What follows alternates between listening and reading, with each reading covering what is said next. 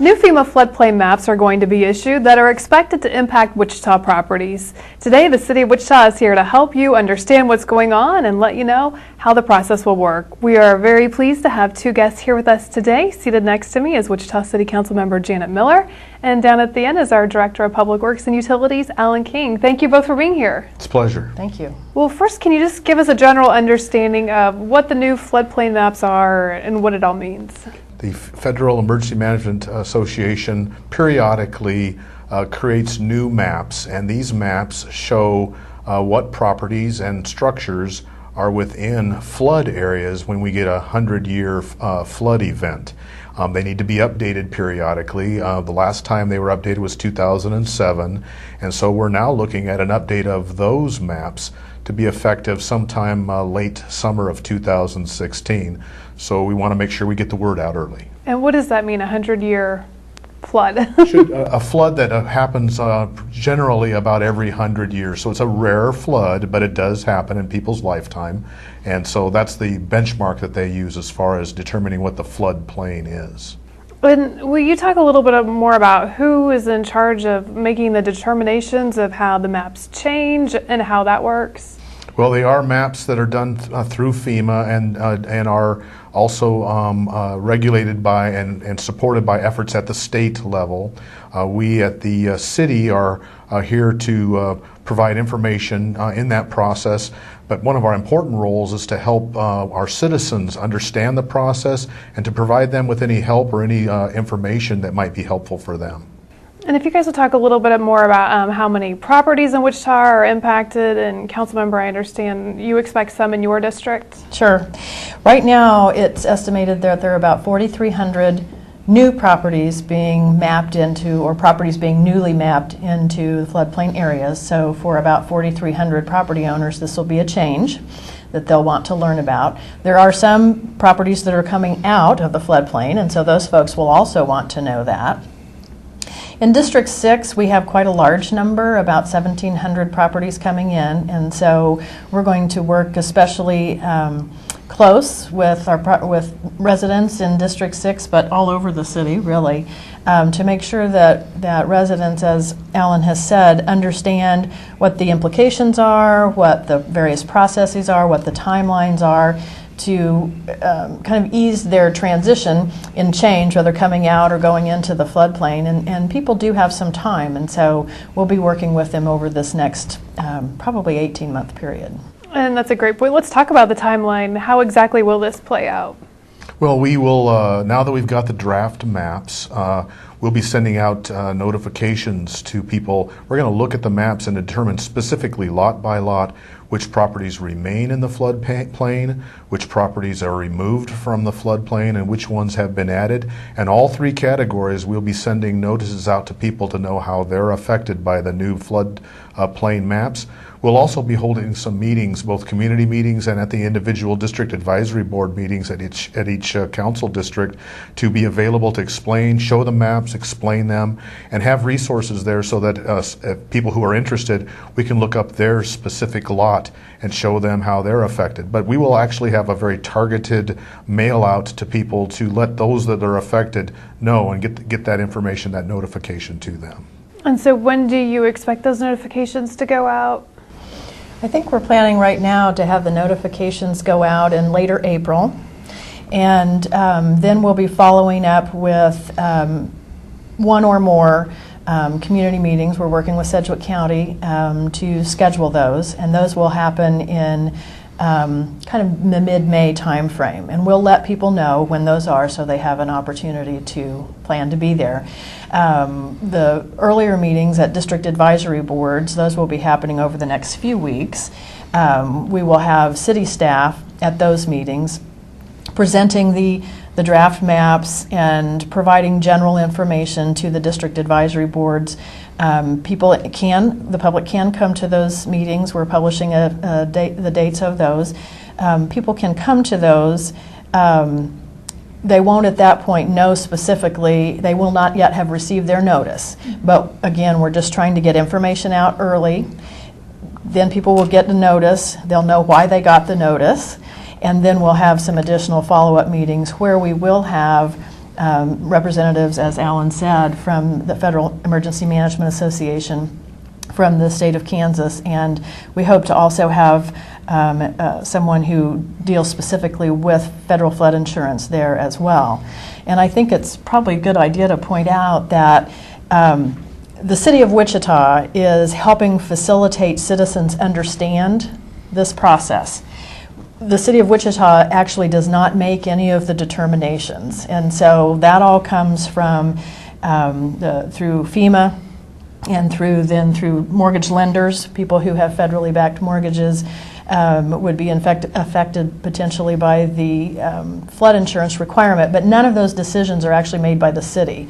But we do partner with citizens to help them understand all that there is to understand about the maps, how they can make a technical appeal if they want to do that, or some other things that are available to them to do. So we're really hoping people understand that the city of Wichita is a partner in helping them understand the maps and how they would be affected. I know I've been learning a lot and understanding a lot more as we've started this process. You talked about federally backed mortgages.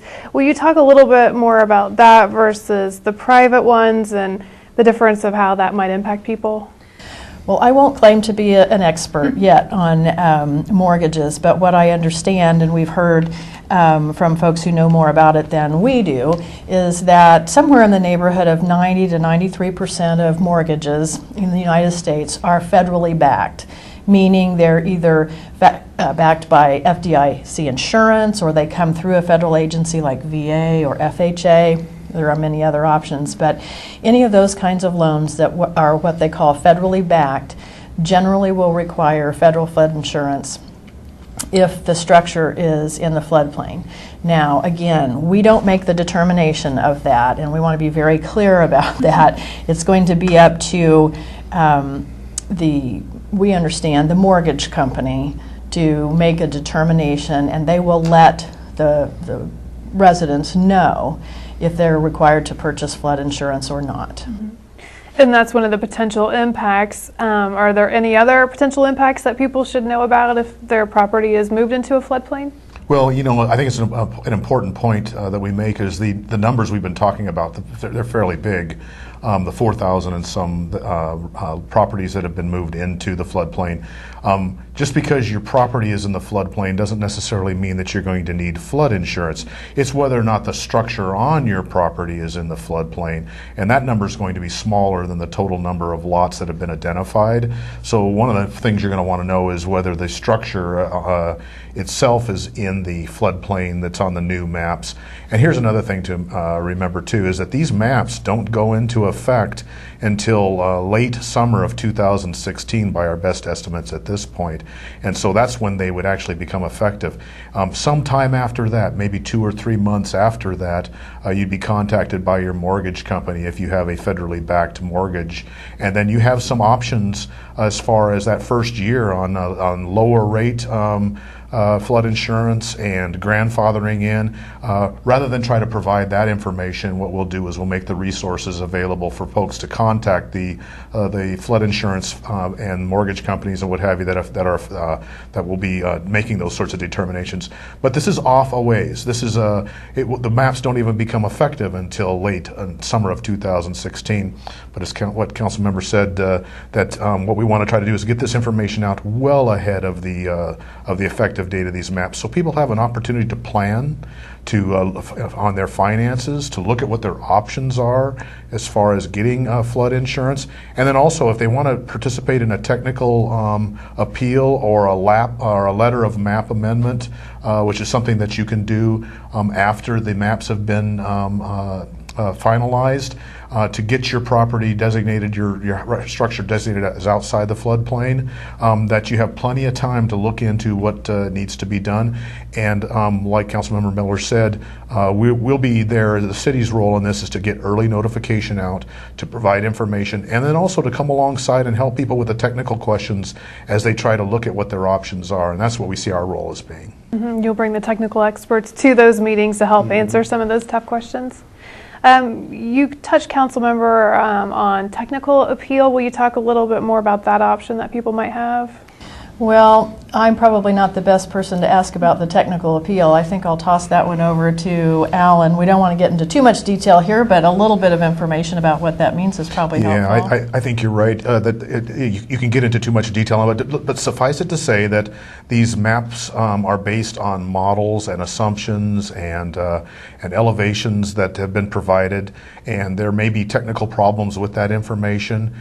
People would be able to have an opportunity before the maps become final to appeal on technical basis. They're probably going to need someone like a floodplain engineer or somebody to do a study to be able to successfully present that appeal.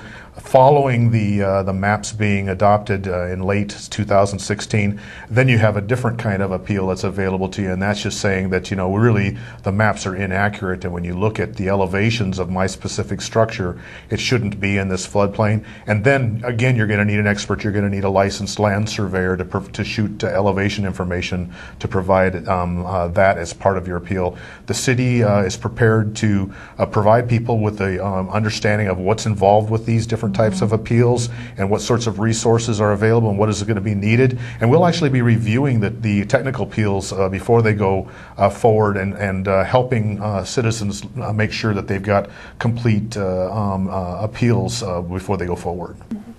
Is it fair to say that it's good for citizens to know if they're in the floodplain? That way they can get insurance if they need to protect their property before something happens? Right. I think that we don't want to lose sight of the whole purpose behind understanding floodplains. At one time, the United States didn't have floodplain maps, and we had widespread flooding, and people didn't know if they were moving into a potentially floodable area or not. And so really we need to pay attention to if your property and your structure has been designated in the floodplain, there's probably real reason for you to study that, to look at that, to get it confirmed if you feel you need to, but to understand that you do have a potential risk of flooding. People might decide that even though they don't have a federally backed mortgage, if there is a 1% chance of them experiencing a 100-year flood event, they might really want to voluntarily choose to have flood insurance. And by knowing in advance that you've been mapped in, as Alan was saying, you have the opportunity to purchase insurance at lower rates as if you weren't in the floodplain yet. So it's kind of an opportunity to be grandfathered in at lower rates. And you'll have some time to think about that, to make some financial planning decisions before that decision has to be made. And so I really think that what we want to convey to citizens is that we are going to be a partner in helping you understand this process, that we're trying to get the information out as early as we can, and to not panic. If you look at the map and you see suddenly that your property has got the red color on it, well, don't immediately panic. That means your property is in the floodplain. It doesn't necessarily mean your structure is. They've got to look a little deeper to figure that out. And we'll be, not we, that would not be me, but staff who can do it will be there to look at the map with individuals to tell if their structure is in or out, and then again help walk them through the process. Mm-hmm. We've talked a lot about how this might impact people who might have their homes in the new floodplain areas, but what about those who have their homes moved out? Well, that would be a good news story if you're one of the winners of the lucky draw that your house or your structure or your property has been moved out of the floodplain. Then you'll also want to know that, because you may then be able to go to your mortgage lender and say, look, there's new maps where our property is no longer in the floodplain, and so we'd like for you to reconsider the requirement that we have flood insurance.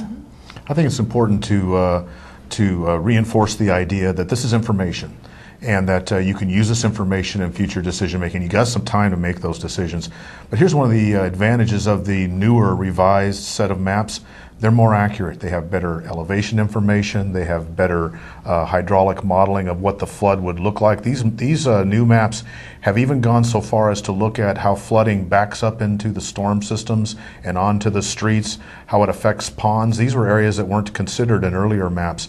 I guess the point that I'm trying to make is that these maps will be a better reflection of the real world of what really could happen to your property, and that's information that you can use to help understand the vulnerability that you have to flooding in a real event. So as we wrap up, are there any final thoughts or important things you guys want people to know?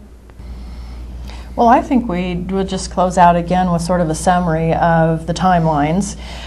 Here in the next 2 or 3 weeks, the city will be having at its regularly scheduled district advisory board meetings an initial presentation about the flood maps, and I think your graphics are going to provide those dates for people.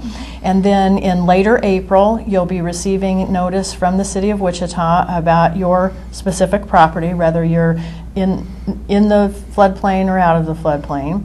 And then in early to mid-May, there will be additional community meetings scheduled.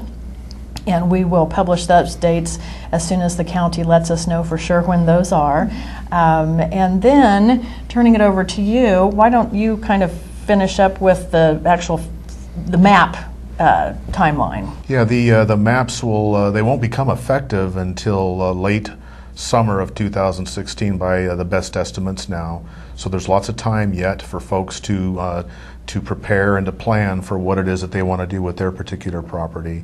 As a council member said, there's some meetings that they can go to and get some information about their specific lot. Also, there's a link at on this presentation of where they can go, and they can actually type in their address and look up their specific property and see where it is, and even an aerial overlaid on that, an aerial photography layer that shows their structure, their house, and they can see for themselves whether they have any concerns about their structure being in the floodplain. So we're going to provide that information on a link on the city's webpage, and also links to information for those who do provide flood insurance so they can talk to the experts. Great. Well, Councilmember Allen, thank you both so much for being here. Very helpful. Thank you. Thank you. All right, that'll do it for us. We encourage you to attend the meetings and check out the city's website for more information on the new FEMA floodplain maps.